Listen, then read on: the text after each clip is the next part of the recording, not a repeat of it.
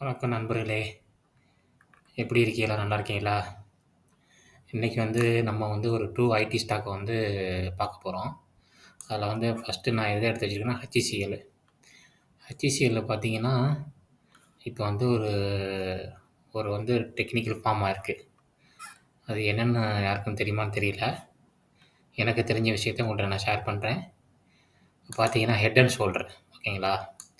இது ஒரு ஷோல்டரு, இது ஒரு ஹெட்டு ஓகேங்களா? இது ஷோல்டரு. இப்ப இந்த லோவ வந்து உடைச்சுச்சுன்னா, ரொம்ப சிவியரா ஃபால் ஆகும். HCL ஓகேங்களா? சிவியரா ஃபால் ஆகும்னா, டெக்னிக்கல் ஆயிட்டு எவ்வளோ வரைக்கும் ஃபால் ஆகும்னு சொல்றேன் பாருங்க. இந்த ஹைட் இருக்கு பார்த்தீங்களா? இந்த அளவுக்கு ஃபால் ஆகுறதுக்கு சான்ஸ் இருக்கு. இப்படியும் பார்த்தீங்கன்னா, ஒரு என்ன சொல்லப்போனா, இந்த அளவுக்கு இந்த அளவுக்கு ஃபால் ஆகுமான்னு சொல்ல முடியாது. ஆமா. இது வந்து ஒன்லி டெக்னிக்கல் வியூ தான். அதுக்கு வந்து இந்த லோவ உடைக்கணும். ரூ. 1300 லோ உடைச்சா தான் இந்த அளவுக்கு சான்ஸ் வருது.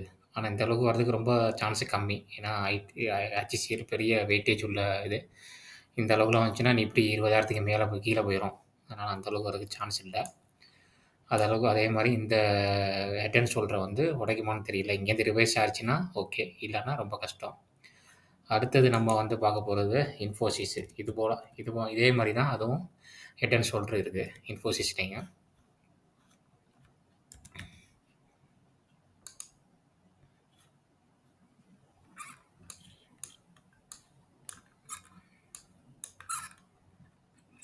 இன்ஃபோசிஸ பாருங்க.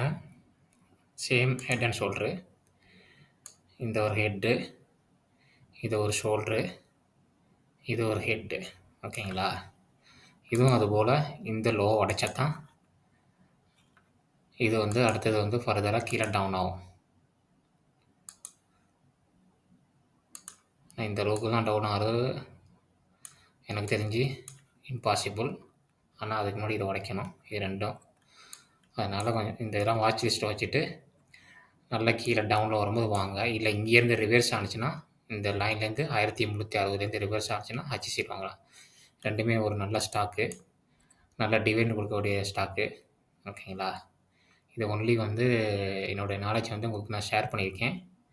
நீங்க வாங்குறதா இருந்தா, பை பண்றதா இருந்தா, செல் பண்றதா இருந்தா, உங்க செபி ரிஜிஸ்டர் அட்வைசர கேட்டுட்டு, நீங்க பை பண்ணலாம், செல் பண்ணலாம், வாங்கலாம். எது வேணாலும் பண்ணலாம். ஜஸ்ட் என்னுடைய வியூ வந்து உங்கள்ட்ட நான் சொல்லியிருக்கேன். இது வந்து ஒரு எஜுகேஷனல் பர்ப்பஸ் ஒன்லி.